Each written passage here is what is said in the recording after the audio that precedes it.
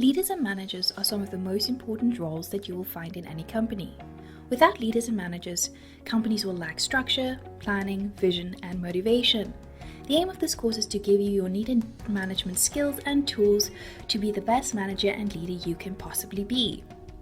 I want to welcome each and every one of you to Shore Academy. Our mission is to give you higher education at a lower cost.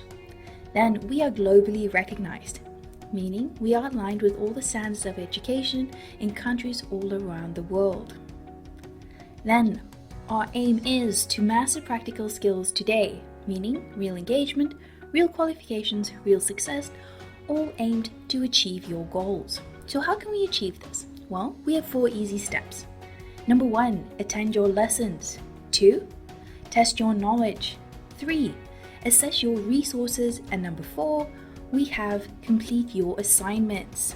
Then moving on. Our modules are structured in the following way. Module 1, basic. 2, intermediate. 3, advanced. And number 4 is proficient. We have 10 lessons per module. The aim of our lessons is to be 30 minutes per lesson. So you will spend 1 hour a week on your education. Then a bit about me. I have 7 years of management experience.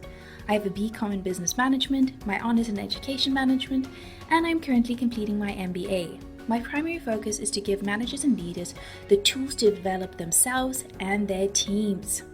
Then let's jump into today's lesson. Today's lesson is management versus leadership.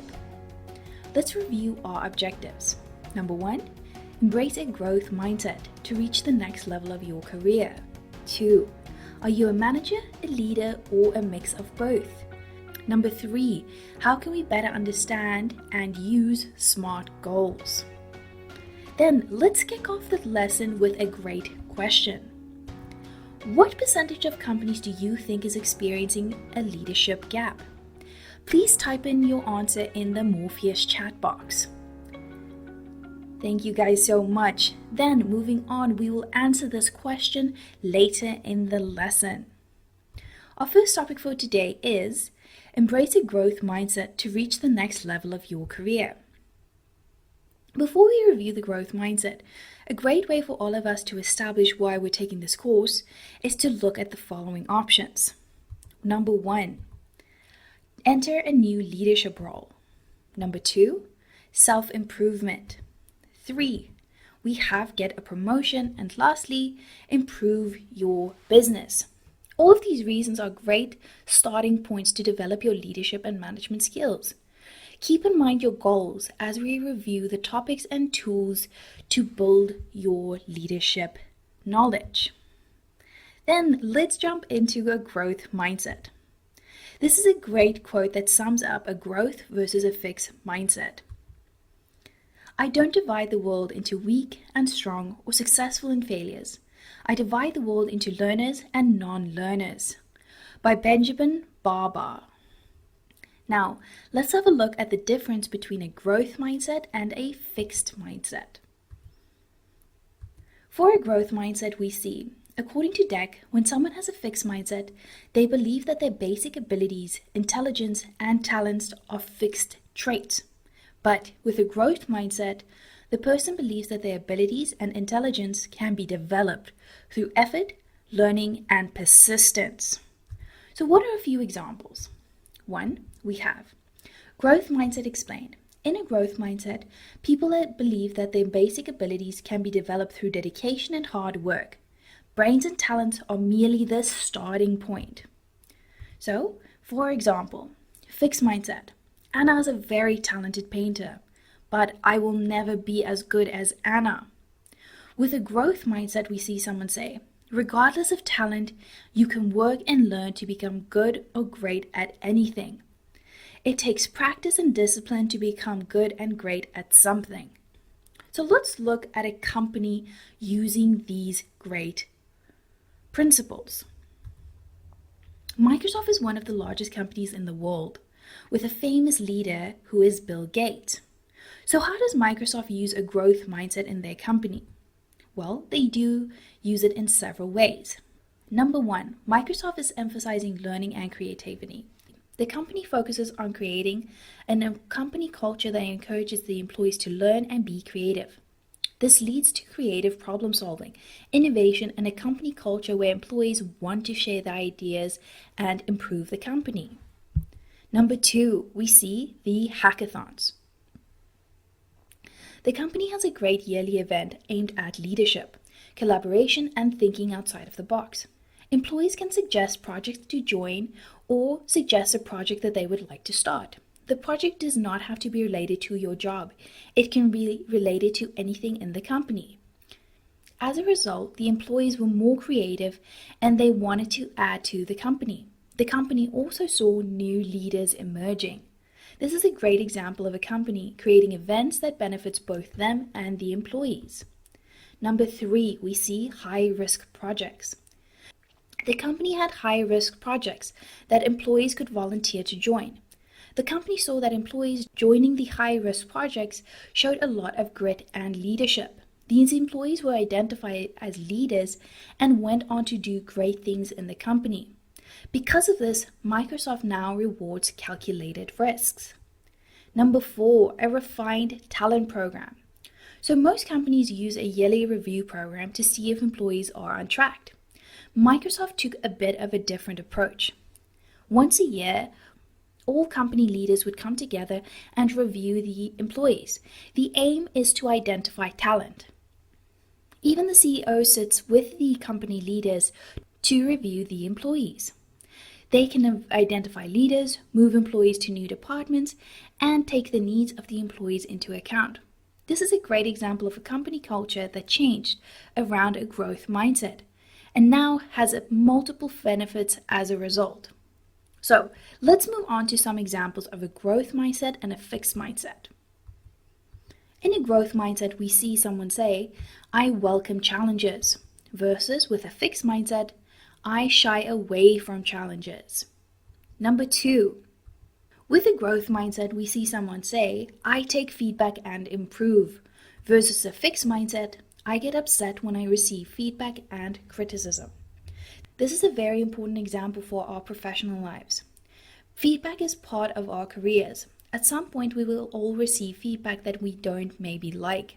The aim of a growth mindset is to give us the tools and language to effectively deal with the feedback and change it to a positive in our life. Then moving on, let's have a look at the next example.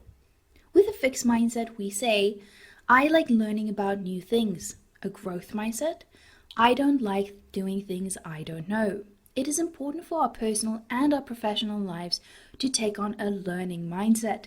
The aim is to look at learning as a process and not something that you cannot achieve. Then finally, we see a growth mindset.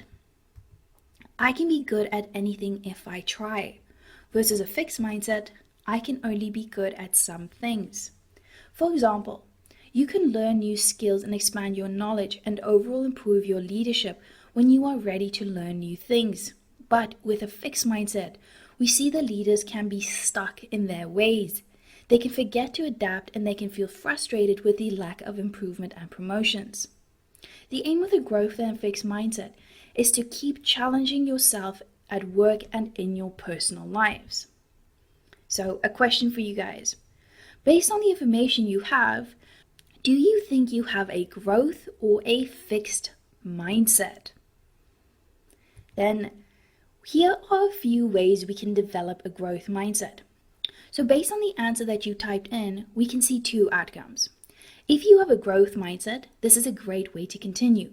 But if you have a fixed mindset, I will guide you through the top 4 ways to develop a growth mindset. Number 1, view challenges as opportunities. It is essential to change the language you use. Instead of saying, "Why me? Why do I have to go through this?" you can say, "I am going to overcome these challenges with flying colors." Then number 2, replace the word failing with the word learning. This is such an important step.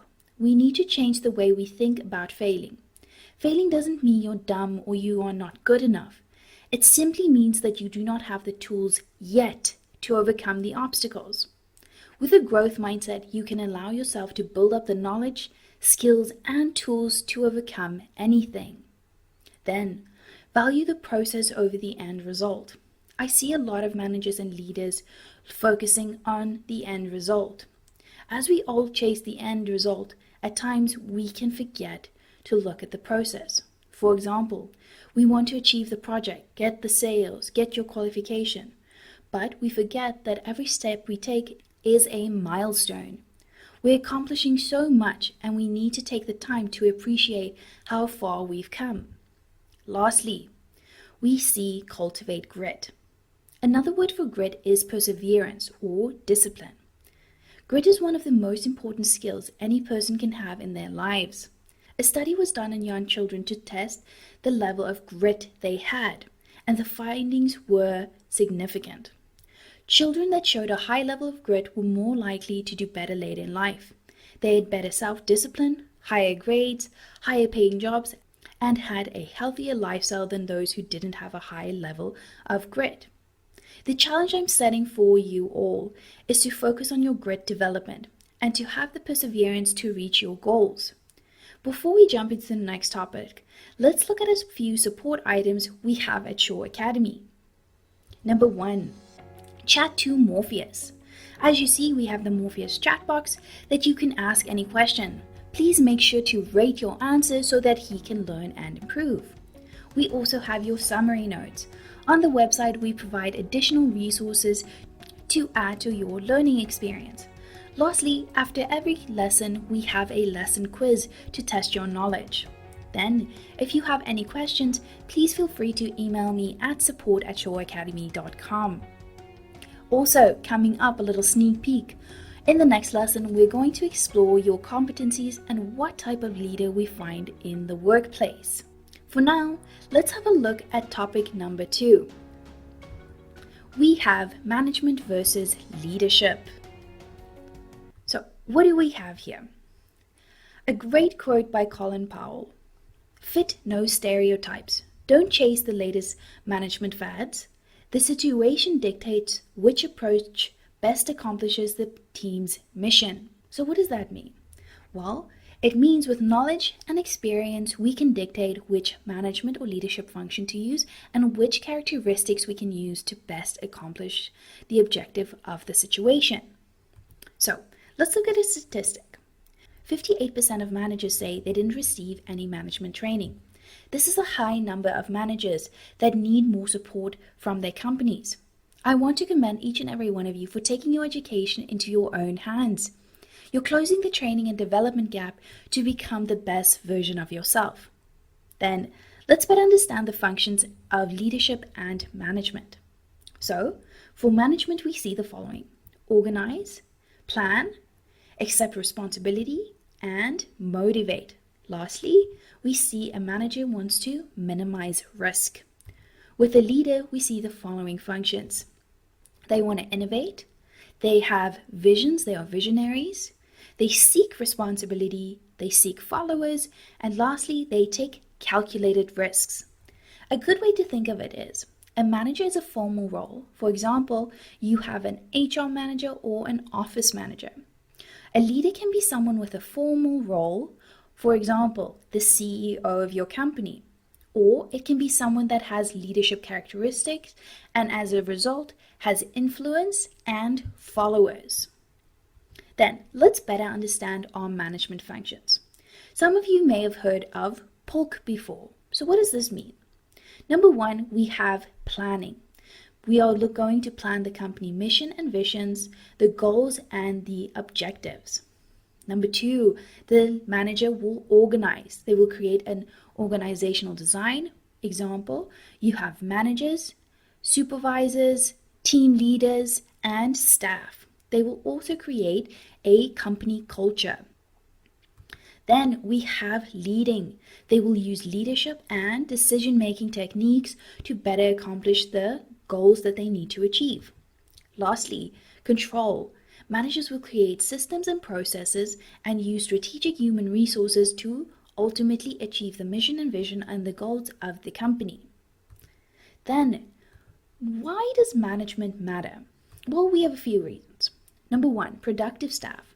Employees can do their jobs effectively when they have the resources they need. For example, fast internet and computers. Number 2, effective motivators. Managers can better motivate their employees when they have a reward and recognition system in place. This leads to happier staff. Number 3, increase productivity.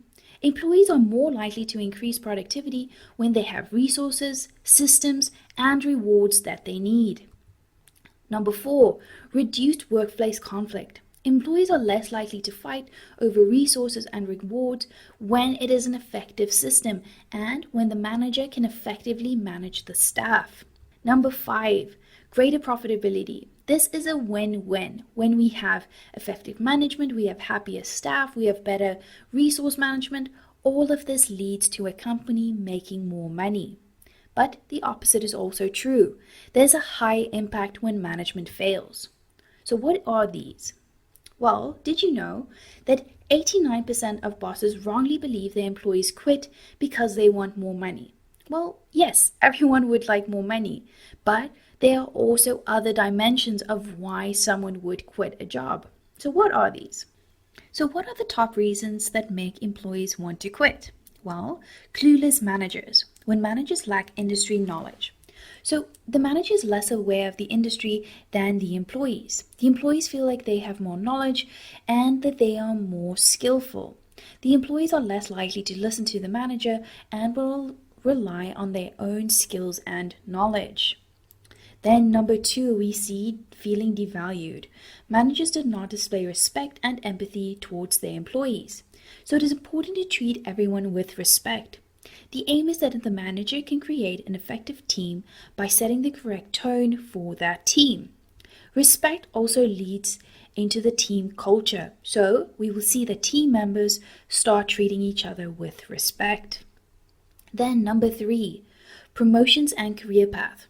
Wrong people were promoted or let go. Employees feel stuck. So what does this mean? When talented employees leave, we see that there is a gap in the company. The gap can lead to more work for the remaining employees.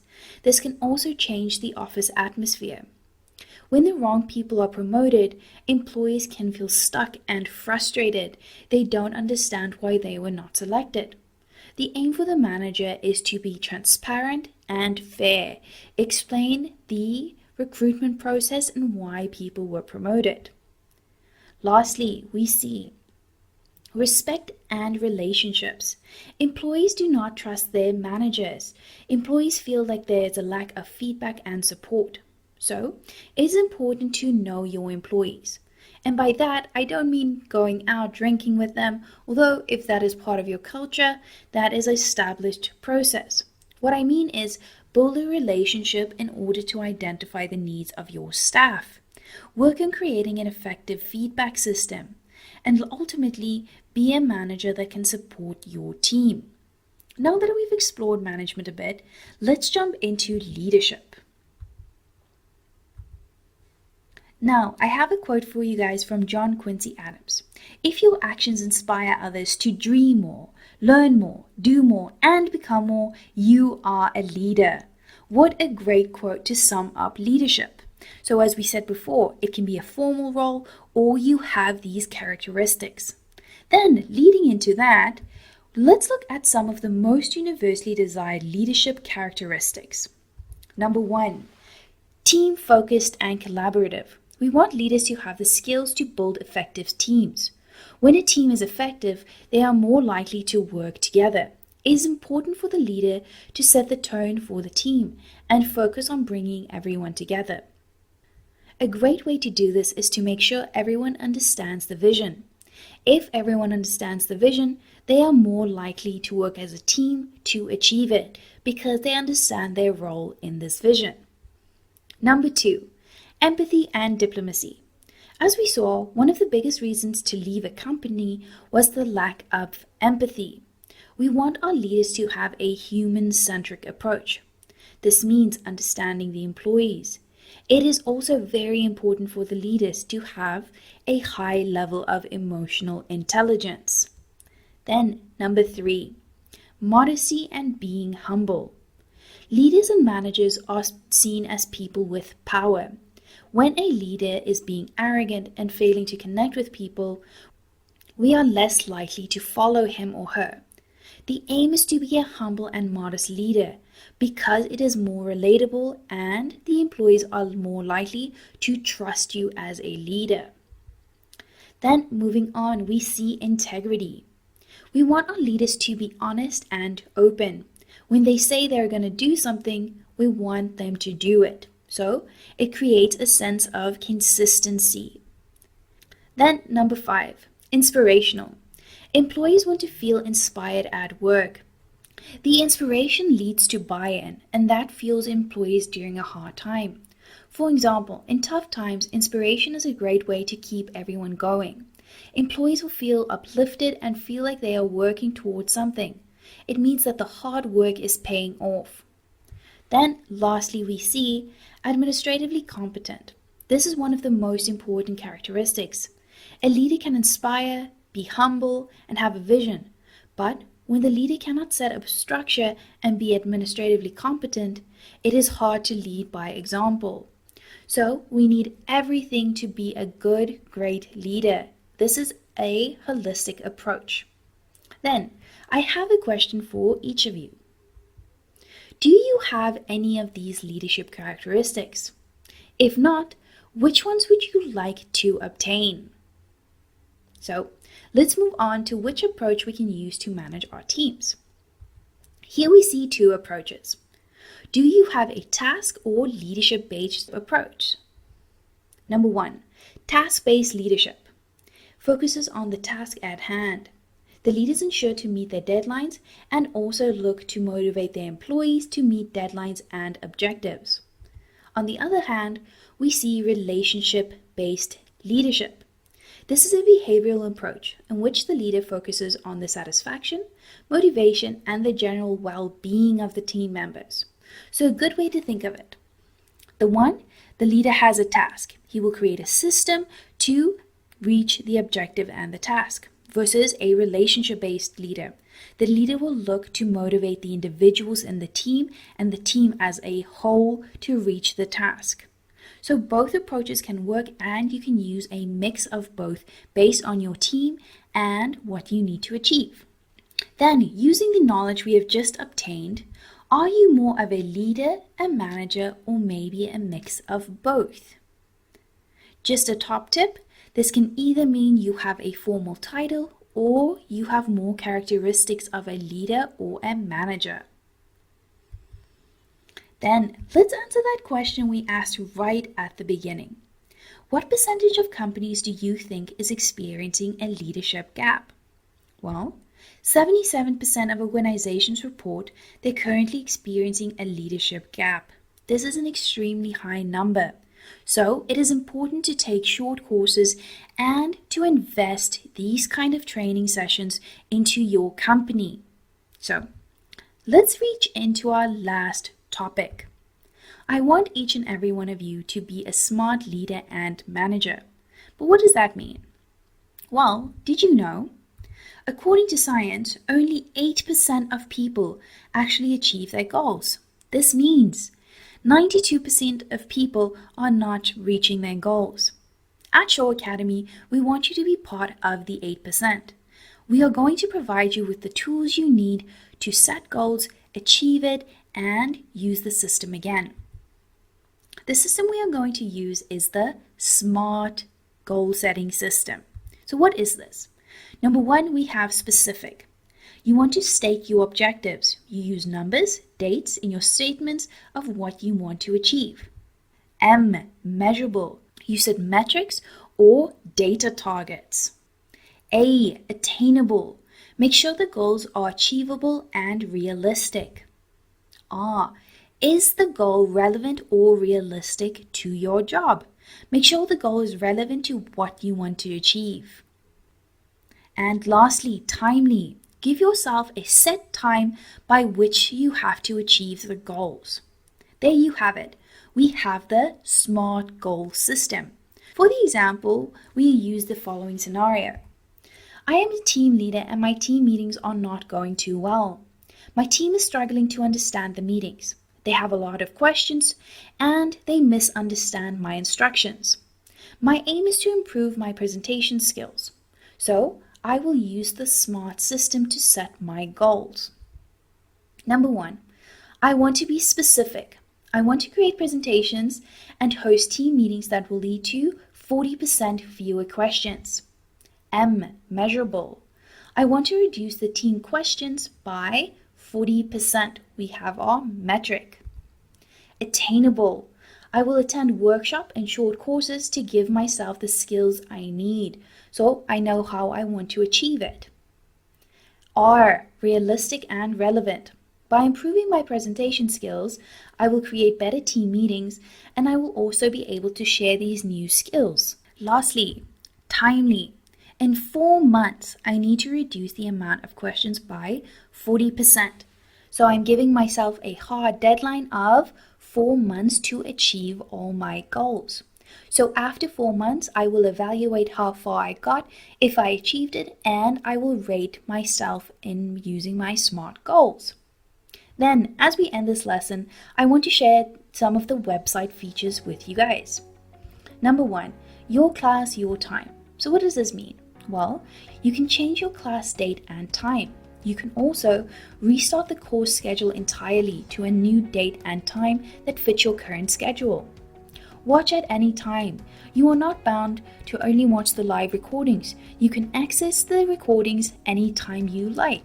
Then some information about our Module 1 toolkit. You can get all your module notes, lesson slides, and bonus contents. The course notes are built by me to ensure that the learning process is easier. Then, something to note, students who purchase the toolkits are 5 times more likely to achieve their goals.